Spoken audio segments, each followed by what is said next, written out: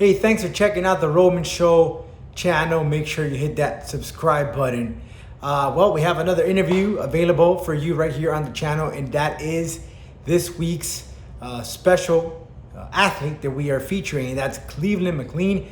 He will be in action at the Titan FC fight card this Friday. It's going to air live on UFC Fight Pass. He takes on Victor Diaz. And Cleveland, the last time that he competed, he had a hell of a knockout. Knocked out his opponent with a vicious knee. So we talked to him about his upcoming fight and the fact that he's fighting not only just to get a W, but he has a message to make. And he hopes that he does that when he walks out to the cage this Friday. This interview is brought to you by our good friends at Manscaped. Make sure you visit manscaped.com, purchase the Manscaped lawnmower. It keeps you fresh and it makes you, makes it feel real smooth. So when you get busy, boys, trust me, you'll thank me later for that. So coming up next, Cleveland McLean right here on the Roman Show. Check it out and catch him in action. We'll catch you this Friday on UFC Fight Pass for Titan FC. Talk about that knee all the time. To this day, they still talk about that knee. How I finished him. Go ahead. I was about to say it really felt good because during the whole time up to the fight, they didn't promote me. They didn't give me no fight poster to promote the fight. They didn't give me anything. They interviewed him. They gave him fight posters. They literally didn't give me a fight poster until the day of weigh-ins to promote the fight. So that felt even better because all the spotlight was on him.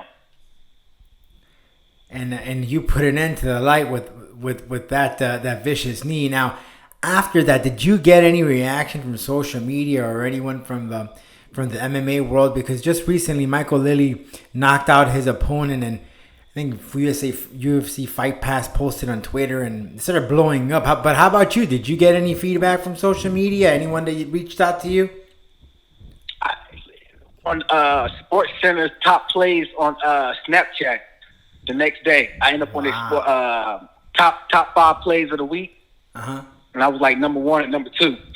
Wow! So that was really big for me. That is awesome, man. That is absolutely awesome. So now here we are. June 26th is your next fight. As you know, after that fight in February, just a few weeks after that, we entered with this whole pandemic and stay at home and so forth. So have you been? How are you staying active during this time of the pandemic? Now we got the gyms open, but 2-3 weeks ago everything was shut down. Well, we have I've stayed with Mitchell Tremali, which is the Combat Night promoter / CEO, whatever, and we have a gym here. We have a gym at the house, so I've been constantly training. So I haven't been missing training. We was literally training just about every day, if not every day. Having people over, but it was the same people we had over, same consistent people. We didn't have random people over. We have the same 4 or 5 guys over every time. No new people, just the same 4 or 5 guys, so we don't spread anything. Wow! So during that time, you were just training there at Mitch's home in the gym. So how many of you said about 4 or 5 of you guys? Who's training there with you? Me, Mitchell Tremali, Casey. I forgot Casey's last name. And there was a couple more guys. Wow, that's pretty intense stuff. So nonstop, it had no change, in other words, for you for the training. No, sir. I was constantly training the whole time. So up next, you have Victor Diaz. What can you tell me about this guy? Seems you're looking at the research. It'll be his first time going into Titan FC. But what are your thoughts about your opponent? I think he's a jiu-jitsu guy. He want to take me down. And I want to keep it standing. I watched his last couple of fights. He just keep going for takedowns. He's more of a jiu-jitsu guy. So I'm pretty sure he's from Brazil because his last fight was in Brazil. So not planning to stand up. I feel like I'm gonna finish him. I feel like I'm gonna finish with a head kick. Okay. Because he leans his head. He leans his head a lot without moving his hand. He leans his head and keep his hand in the same spot, so he's gonna lean into a kick. So kind of similar to Desmond, who was a wrestler. If it's a jiu-jitsu guy, they're gonna try to go for the ground. So it's almost kind of like a similar case for you. Yes, sir. Although Desmond, though, I did feel that at one point he does like to strike. We saw that when he fought Gustavo Ballard, but not in this case when he went up against you. Now, it's crazy, and to this day, I'm still. It's bizarre to me that here we are in June. Major League Baseball hasn't started on the NFL. Well, they started in August. NBA stopped. NHL stopped. And there's only two promotions in mixed martial arts that are producing content. It's obvious that's the UFC, and then you got Titan FC. How crazy is it, man, that you're going to be part of this fight card when there are no other live sporting events in the United States taking place that day other than Titan FC? So that means that there's extra eyes that are going to be seeing you in action. Oh yeah, I'm very excited about this. I'm very excited about this fight, and plus I feel like I'm gonna do even better because there's no fans. So this is gonna be like a sparring. This is gonna be like a sparring session. So I'm really gonna be able to display my my striking and my takedown defense.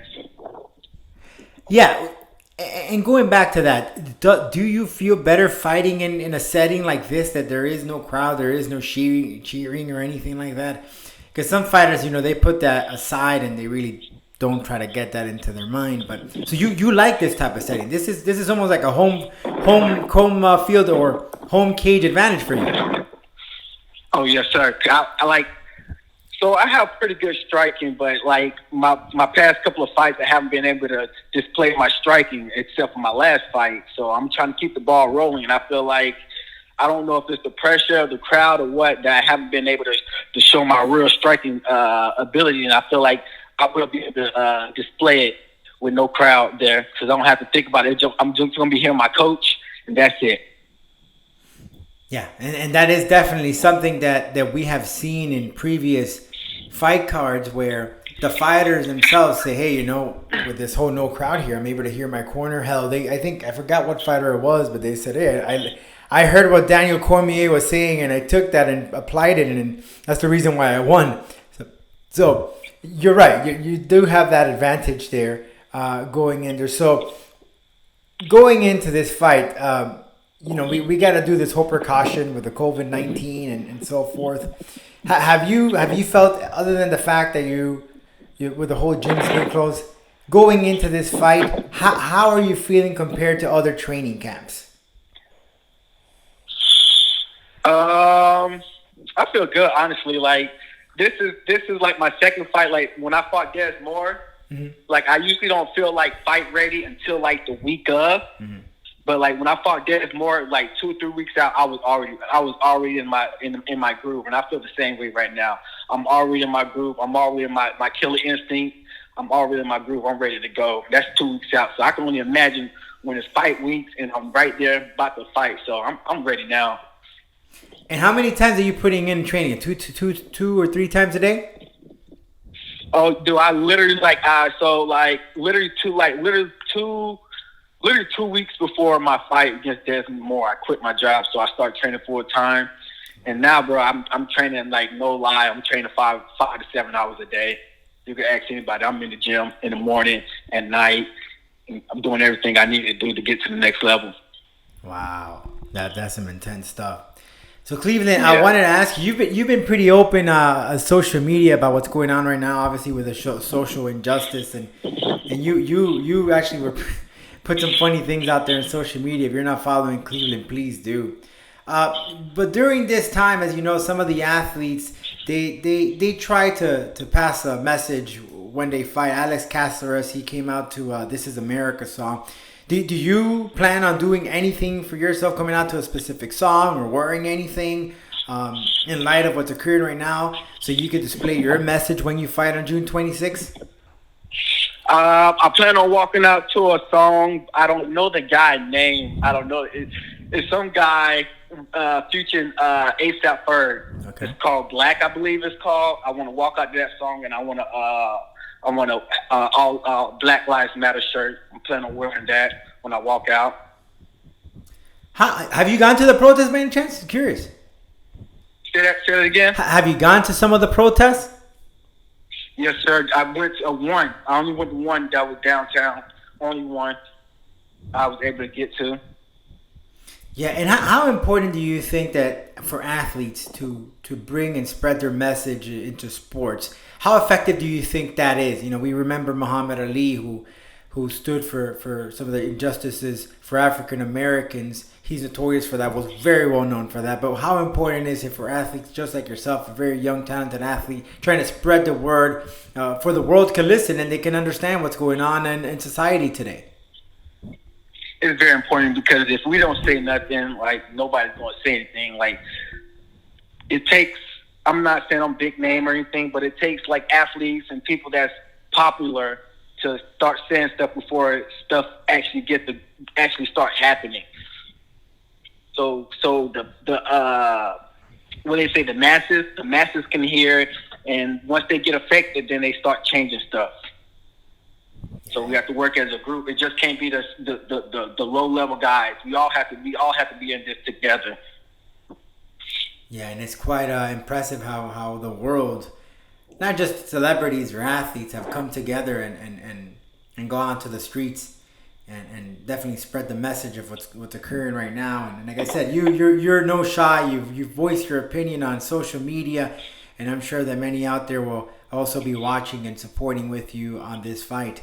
I try to go ahead. I try to make sure they know, like a lot of people trying to say, oh, it's a race war, and like, no, it's not a race war. It's everybody versus racist people. We just trying to get the racist people out, man. That's it, man. We just tired of the racist people. That's it. We love everybody except for racist people, man. That's all it is. Yeah, I hear you, man. It's something that unfortunately has been around with us for a very, very long time, and you're right. It's about time of that to bring this stuff out there to light, especially now. It's 2020, for God's sake. You know, I think we've moved along for so long, and you know we feel, and I think myself, you know, we in some way, shape, or form we've been discriminated, whether it be the way you look or the way you act or what you have or what you're wearing. And this oh man, that's so true. Yeah, they you know, people judge you not just because your skin color, but they can judge you because of the way you walk into a place and what you're wearing. You know, you wear like example, like I used to train at American Top Team Longwood, and one of my teammates, when I was working at a 7-Eleven like three or 4 years ago, he asked me like, "Yo, do you want a job?" I mean, I got a job already. He like, "Well, they started me off $15 an hour, and I was only making $8 an hour." And I was like, "Yeah, man, I'll put an application in." He like, "Yo, they started me off $15 an hour, no experience, so you don't have to say you have the experience because I ain't having experience. They started me off $15 an hour. This is a white guy, right?" So I go put an application and everything. I go to the interview. I put exactly what he told me to put. I get to the interview, and the dude was like, "Oh, I don't feel comfortable giving you $15 an hour." I looked at him. I'm like, I was kind of shocked because he just started this guy off $15 an hour, this white guy, but he's like, "I don't feel comfortable giving you this. I'm gonna give you 13." Come to find out, he like all the Spanish and black people make way less than the white people there. Wow. At Creative Concept of Orlando, they are located in Longwood, Florida. Wow! So they decided to give the minorities less than the white person, and they give a specific reason as to why. The supervisor's prejudice. Wow. Like, to be completely honest, like there's guys that's working there right now that have been working there for over 10 years that's making $17 an hour, and they white guys that's like his son's friends, and they making $17 an hour. The same amount of money they making. The Spanish guy been at the company for 10 years. This guy, a white guy, could come in and make the same amount of money in less than 3 months, less than a year. Like that stuff like that isn't right, but wow. they scared to say something because they think they're gonna lose their job or something like that. Right, and especially with something, a situation like that, if you're against, unless you're going up like a big company like a Walmart or something, right? But yeah, you know, but if it's a mom and pop, you know, they just kind of turn the blind eye on it. But well, you know, that's a sad situation that they overlook you. They were giving you all the tips, and here you are, they lowball you because of the person that you are and the way you look. Yes. And do you see have you seen in sports though, in training or any camp or gym, any some sort of social injustice, you would say, any racism? Would you say that exists in I see it, right? I normally don't see it in like gym settings and stuff like that because I feel like that's one place I really don't see it. Like in the gym, like when we're training, I really don't see it. Like only time I see like favoritism is more or less like they up there in the UFC. It's not because they white, black. It's just like just because they up there in the UFC, right. So they're going to get more attention. So it's not because they're white, black, or anything like that. So I really haven't seen that in the MMA community. Yeah, and I don't think there would be. I mean, you'll get your ass kicked. You know what I mean? I think it'd be pretty stupid. I think it'd be pretty stupid if you're racist and you're in MMA or in a gym. It'd be really, really stupid because I think that in MMA and even in sports, you know, everyone is just that support that you're in it to win it. You're in it together, and even your opposing team.